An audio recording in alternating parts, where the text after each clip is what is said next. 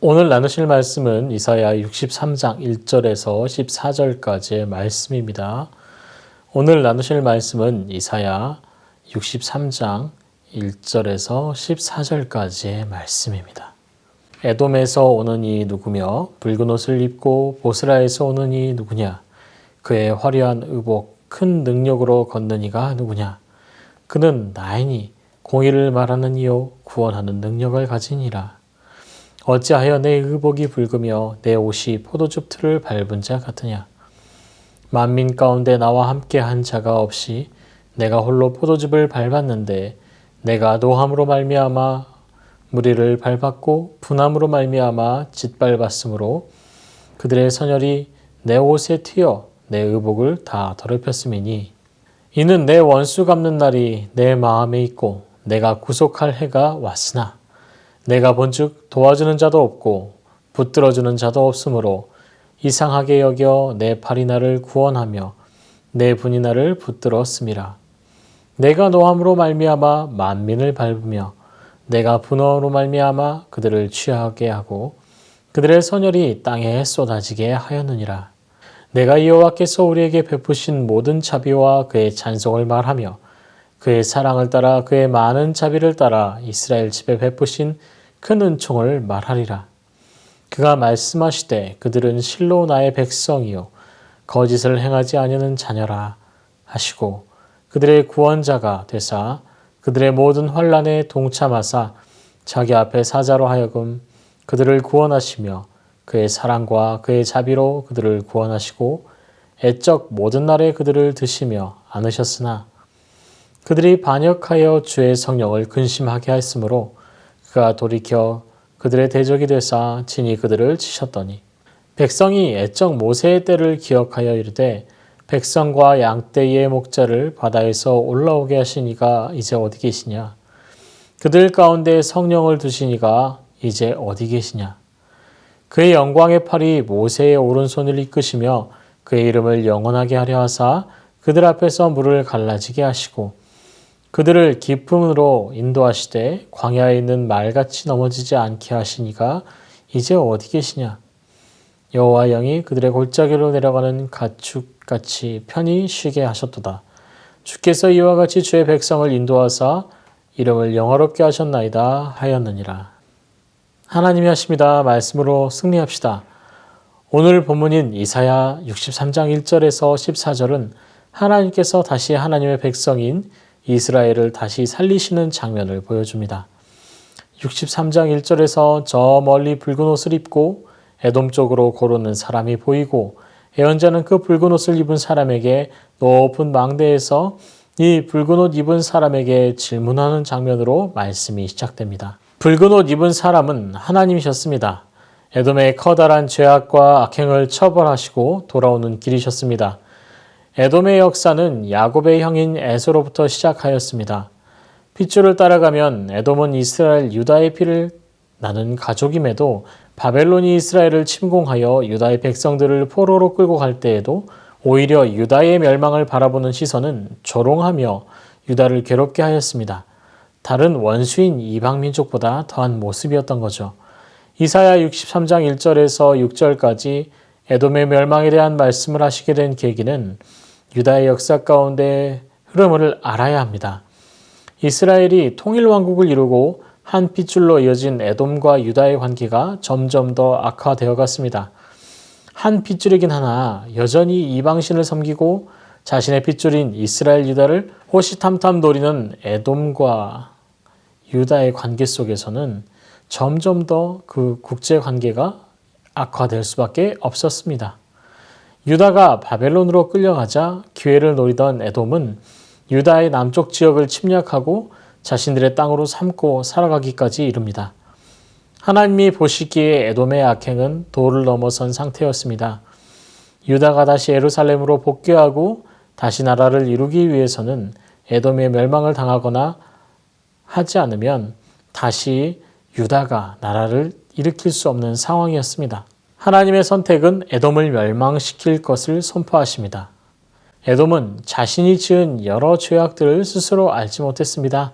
하지만 그들이 자신의 죄에 대하여 알지 못한다 하여도 하나님께서는 이미 에돔의 죄악이 충만한 것을 아셨고 그 악의 소굴이 된 에돔을 하나님께서 멸망하게 하십니다.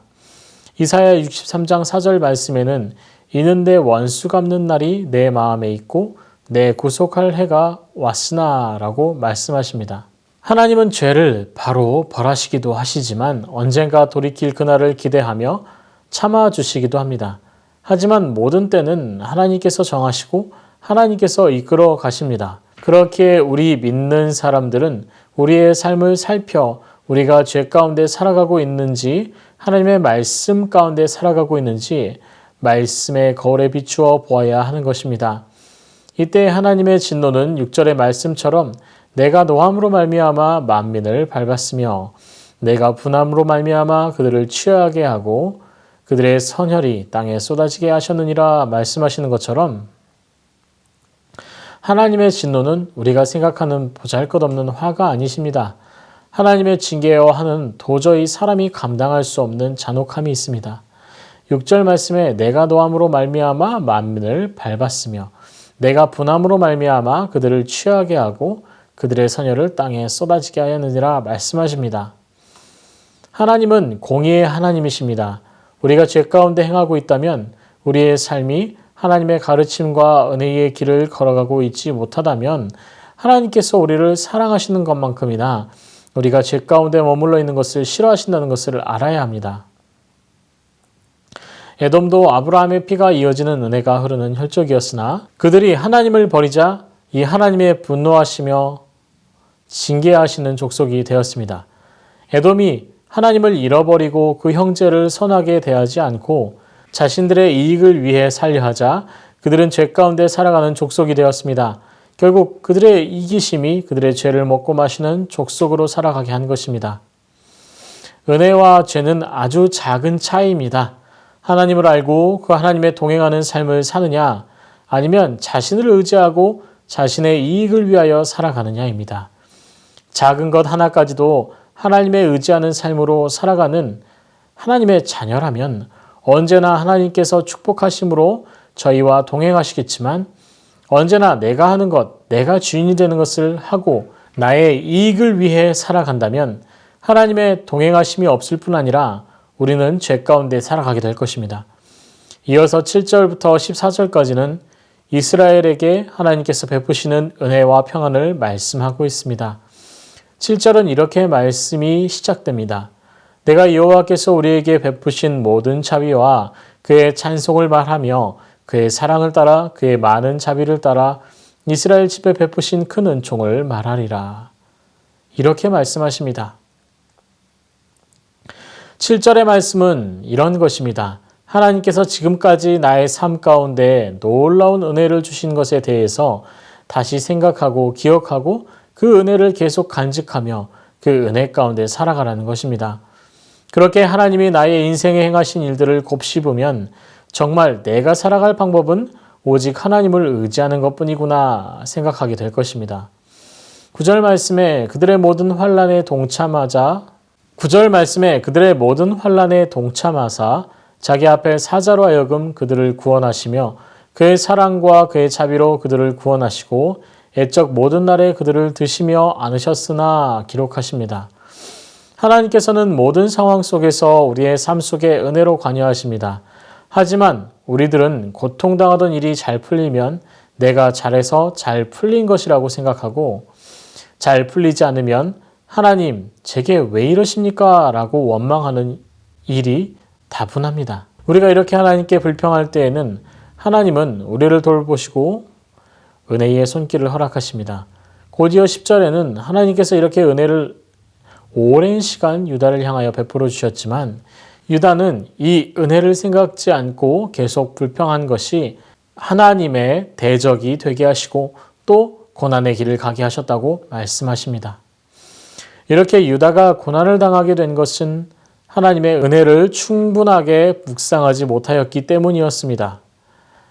하나님의 은혜를 기억하고 하나님이 나의 삶에 행하신 은혜를 묵상하고 마음에 새긴다면 하나님으로부터 멀어져 죄 가운데 살아가는 불쌍한 삶을 살아가지 않게 될 것입니다.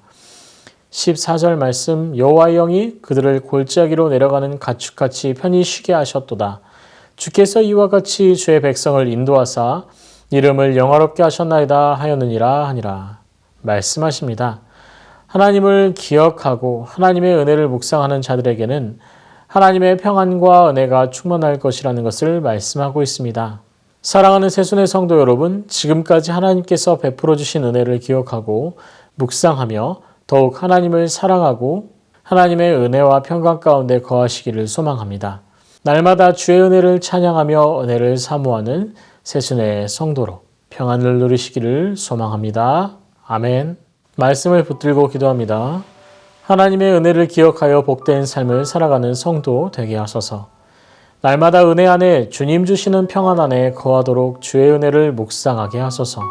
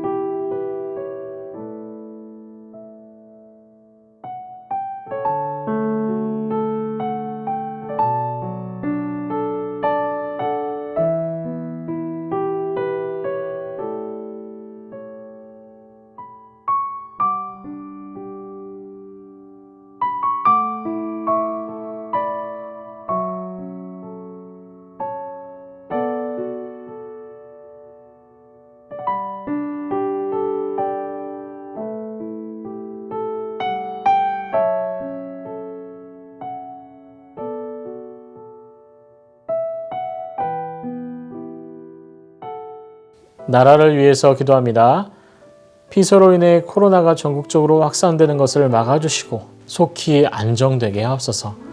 코로나로 인해 나라가 많이 혼란스럽습니다. 속히 안정을 찾게 하시고 하나님의 은혜가 함께하게 하옵소서.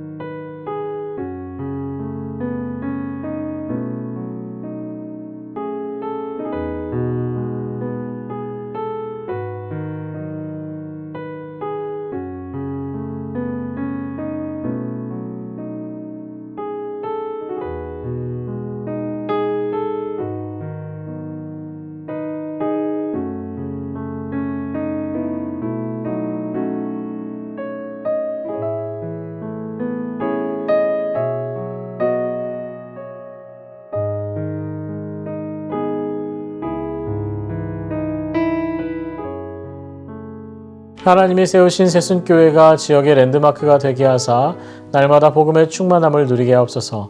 새순의 모든 성도들이 주의 은혜를 누리며 복음 가운데 성장하며 고난을 이기는 그리스도인이 되게 하옵소서.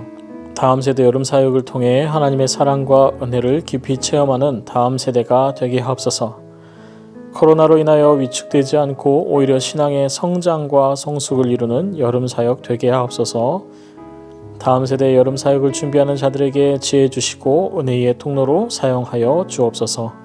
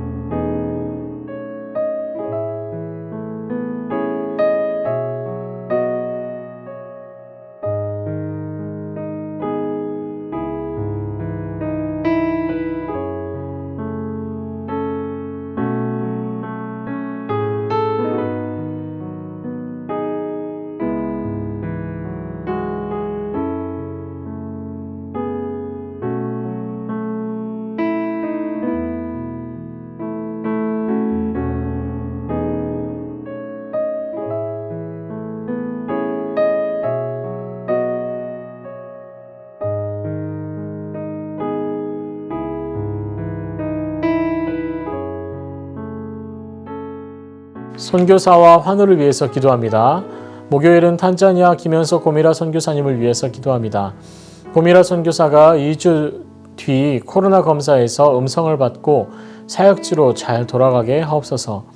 교회 건축의 지붕 골조와 지붕재 공사가 진행되는데 안전하게 마무리될 수 있도록 하옵소서. 환우를 위해서 기도합니다. 김인혜 집사님, 김영자 권사님, 김찬준 집사님, 정순kun 권사님, 김봉남 권사님, 조금열 집사님, 안행순 집사님, 최혁기 성도님, 정성혜 집사님 어머님과 김광순 집사님, 이길태 집사님 회복을 위해서 기도하시겠습니다. 기도하십니다.